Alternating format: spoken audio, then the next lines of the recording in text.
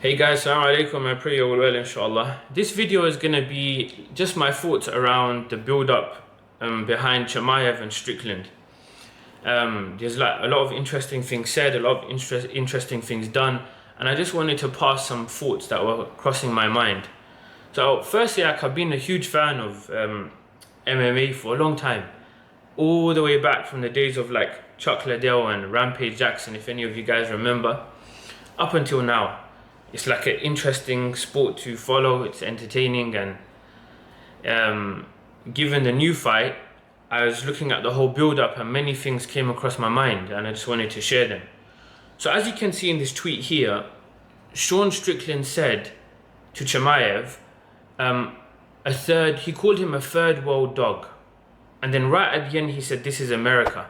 I just want to say something super quickly.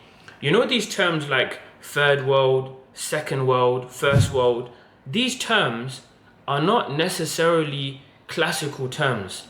These are new terms that have come about when superpowers or giant empires were taking over the world. And it was a way for them to classify countries based on perhaps their economic standard or how advanced they were. But prior to this, classically, there was no first world, second world, third world country construct. It didn't really exist. The point I'm trying to make here is not just America. You can take any other state in the world, which is like a giant empire. What gives these giant empires the definitive or the exclusive moral right to degrade another country? Based on what?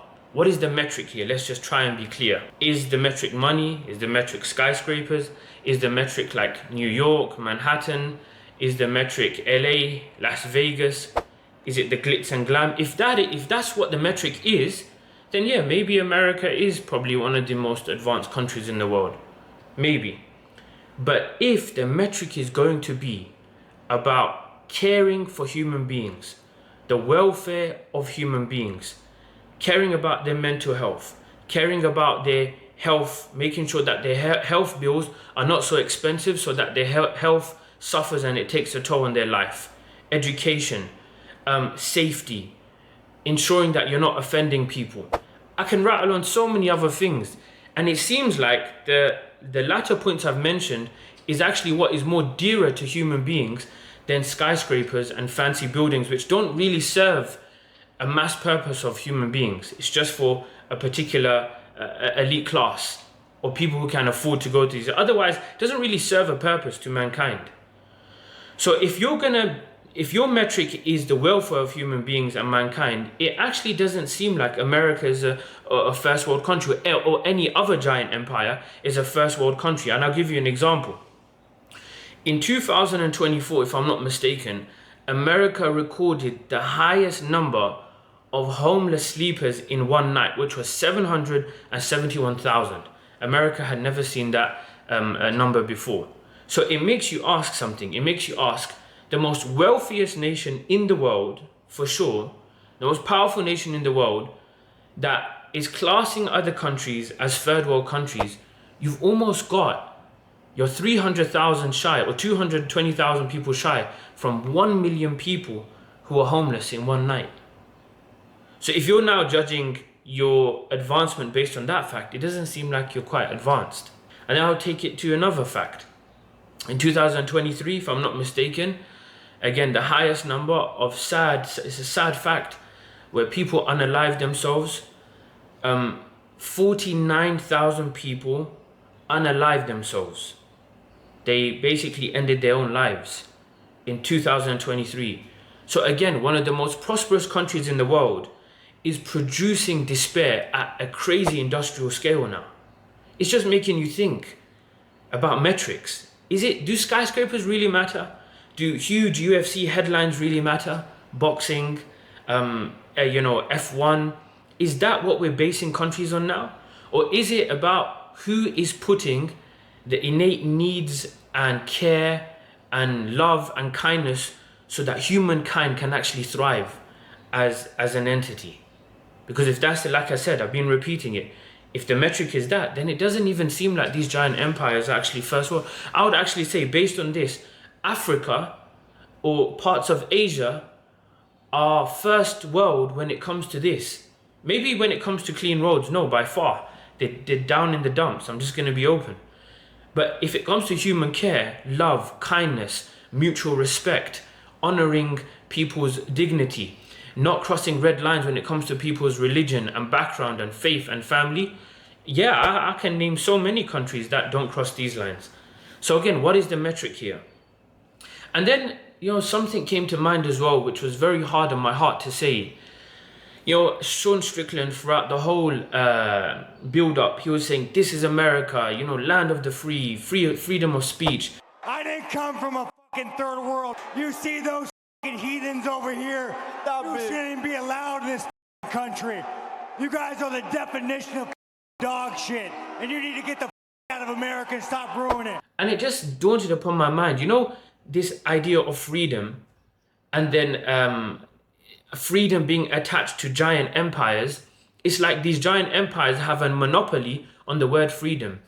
Who's given any giant empire the right to claim freedom? Who? Like, really, who? And if you look at the track record of actions that these giant empires have done, you think, actually, what freedom are you talking about? It just seems like this is a political tool that's used to put people in a corner, or for people or these giant empires to underline freedom as their model of freedom, but no one else can have their view or opinion of freedom. How is that the case? It reminds me of a verse in the Quran where Fir'aun said to his people that I am only showing you except that which I see, and I'm only guiding you to righteousness, I'm only guiding you to goodness. But said who? I would say to Fir'aun, but who are you to say to me that my life should only be restricted to what you see and to what you see as goodness? Similarly, I would ask these giant empires, why am I restricted to looking at the concept of freedom only by your sight and your lens? Why? Can't other countries and other people and other backgrounds have their own definitions about freedom? Why is it that when you say freedom, automatically it becomes universal? It just doesn't click, it doesn't make coherent sense.